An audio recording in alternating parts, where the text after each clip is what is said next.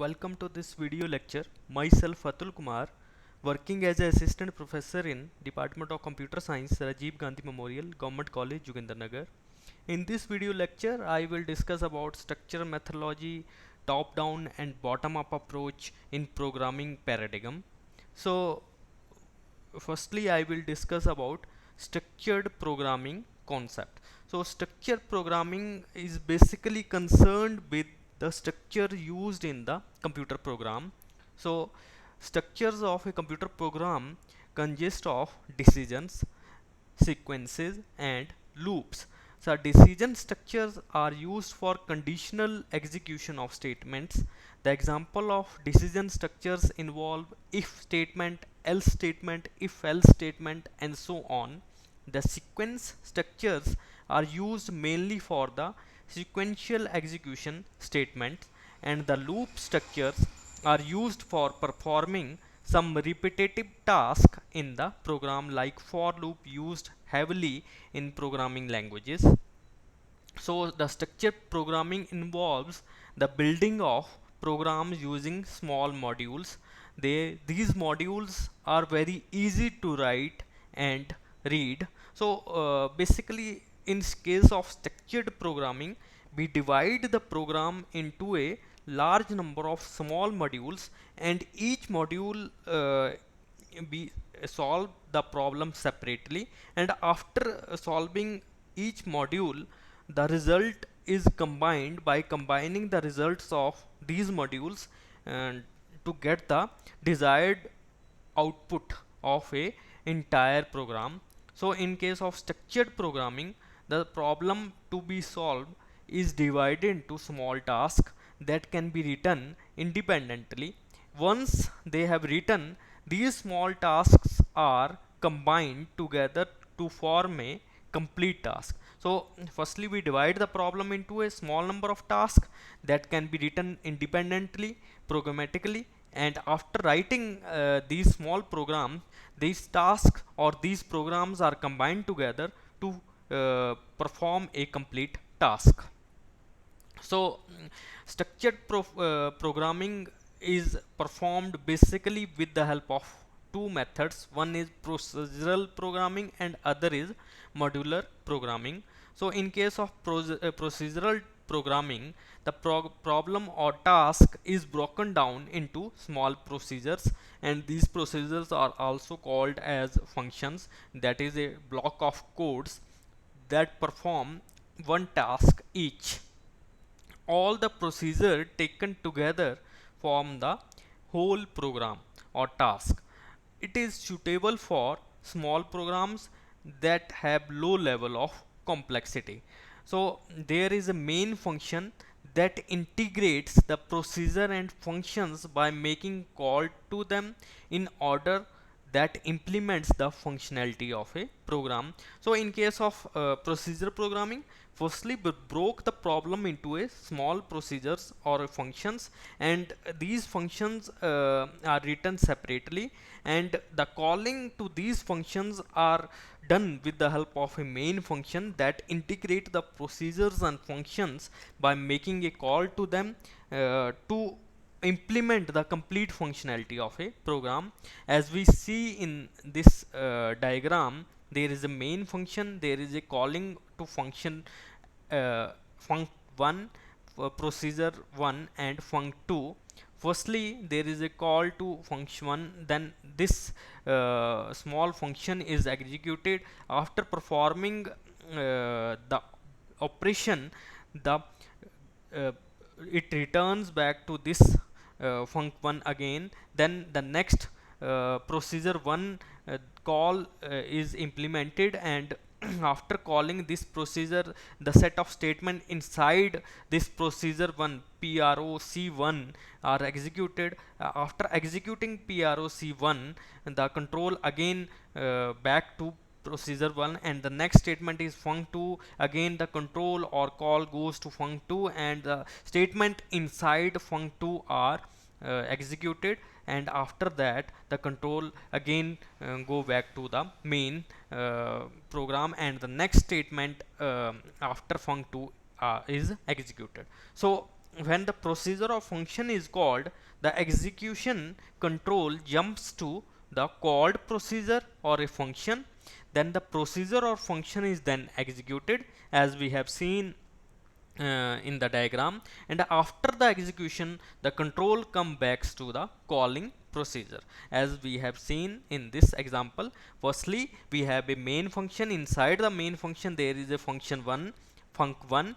Firstly, the control goes to func1, all the statement inside the func1 are executed, then control again go back to func1, and after that the next statement is proc1 function call is executed. The control goes to that function, again the statement inside proc1 are executed, and in the same way all the statement or function calls are executed.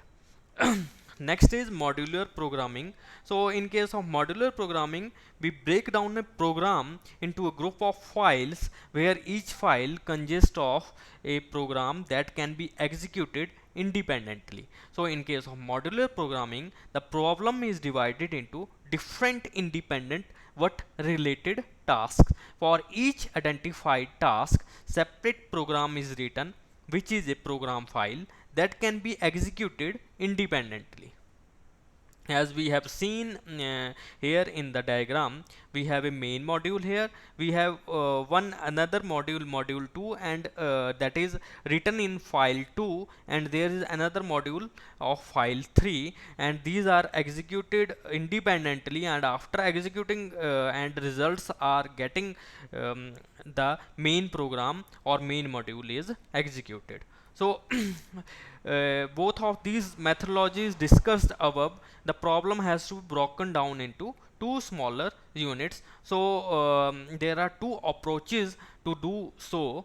The first approach is top down approach, and the second approach is bottom up approach. So both the methodologies that I have discussed are the procedural and modular. They can be applied with the help of two approaches. One is top down approach and other is bottom up approach. So in case of top down approach, the problem is broken down into smaller units, which may be further broken down into even more smaller units. So in case of top down, firstly we have a bigger problem, then we divide that bigger problem into a smaller parts, and again these smaller parts are again divided into more smaller parts, until we reach a smaller unit that can be solved very efficiently. So each unit in that we have divided is called as module. So each module is a self-sufficient unit that has everything necessary to perform its task. So in case of top down approach, as we have seen in this diagram, we have firstly a module 1 that is broken down into two modules, module 2 and module 3. Again the module 2 is divided into module 4 and module 5, and module 3 is broken down into module 6. Now these modules are solved separately. Module 4 is solved separately, module 5 is solved separately, and 6 is solved separately, and after solving these are the combined to give the results to module 2 and module 3, and then the results of these are combined to give the result of module 1. So the advantages of top down approach is that the problem solving process of a bigger problem becomes easy, because if we have a very large problem, so it is very easy, we divide the problem into a smaller problem, and again that small problem is divided further until we reach a unit that can be solved separately. So the next advantage is that this approach utilizes the resources in a proper manner according to the project. Again, the testing and debugging is very easier and efficient with the help of top down approach, as we have seen, debugging is to find the find and correct the errors in the program. So to find and correcting the errors with the help of top down approach is very easier and efficient. Next advantage is that the project implementation is very smoother and shorter with the help of top down approach. This approach is very good for detecting and correcting time delays. Beside advantages, we have some disadvantages of top down approach. The first disadvantage is that this approach is not suitable for solving high complex problems. So if we have very large complex problem, so it is very difficult to give or to implement top down approach in case of highly complex problems. This approach is very less flexible in comparison to bottom up approach that I will discuss later on. So the next approach here is bottom up approach. In case of top down approach, we have a larger problem. We divide that problem into smaller parts and each parts are solved separately. But in case of bottom up approach, this one is a reverse of top down approach. So in case of bottom up approach, the system design start with the lowest level components. So firstly we get a unit, small units, and after the lowest level of component we get, which are then interconnected, we combine those units to get the higher level components. So in this bottom up approach, we have a smaller units that are the lowest level of components, and these smaller units are combined or interconnected to get higher level of components.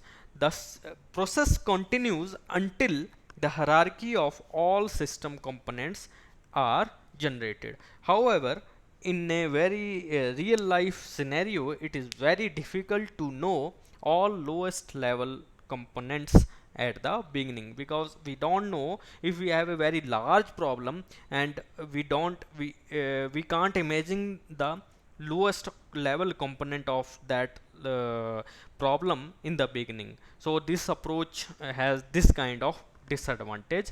So this is the bottom up approach. We have a module 1 and 2, they are combined to get module 4 as shown in the diagram, and we have a module 3 that is combined to give you module 5, and these two modules are combined to give the module 6, that is the solution of a problem.